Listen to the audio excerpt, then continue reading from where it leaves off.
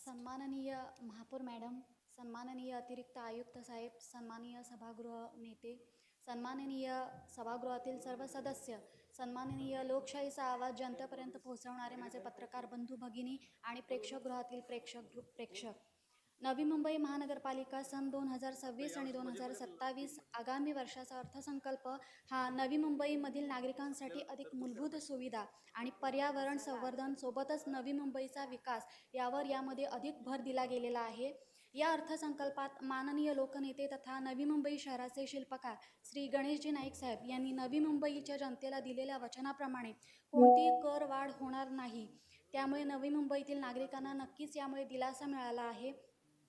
मी अर्थसंकल्पात नमूद signal free रस्ते करण्याचा जो मानस आहे त्यानुसार सांगू इच्छिते की माझ्या प्रभाग क्रमांक 19 मध्ये जो सानपाडा येथून MIDC परिसरात जाण्यासाठी एकमेव सध्या मार्ग आहे राजीव गांधी उड्डाणपुलाखालील मार्ग.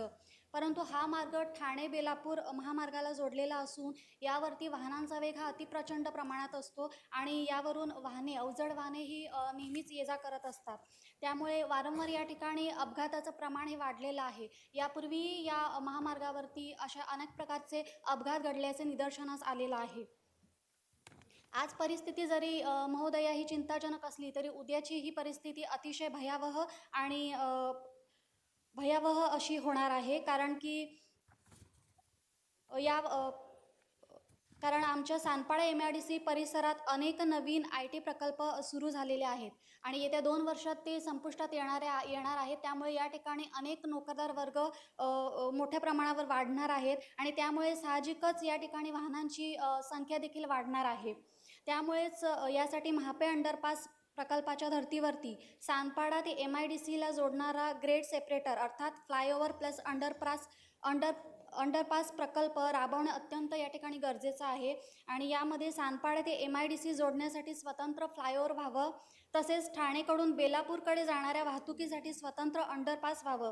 अशी दुहेरी व्यवस्था निर्माण केल्यास वाहतुकीचा प्रवाह हा पूर्णपणे सिग्नल फ्री राहून सुरक्षित आणि सुरळीत होईल. याच अनुषंगाने मला या महामार्गाविषयी आणखीन एक समस्या आपल्यासमोर मांडावीशी वाटते.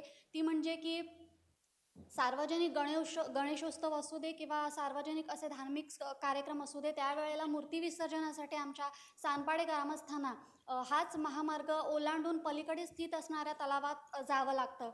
तर त्यामुळे त्यांना आमच्या ग्रामस्थांना जीव मुठीत घेऊन हा रस्ता ओलांडावा लागतो.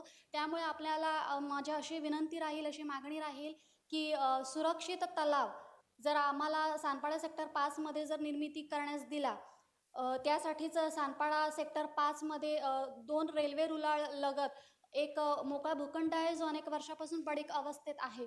त्या ठिकाणी जर आपण तलावाची निर्मिती केली, त्याचं सुशोभीकरण केलं, हरितपट्टा चालण्यासाठी केला तर नक्कीच आमच्या सानपाडा गावातील ग्रामस्थांना दिलासा मिळेल.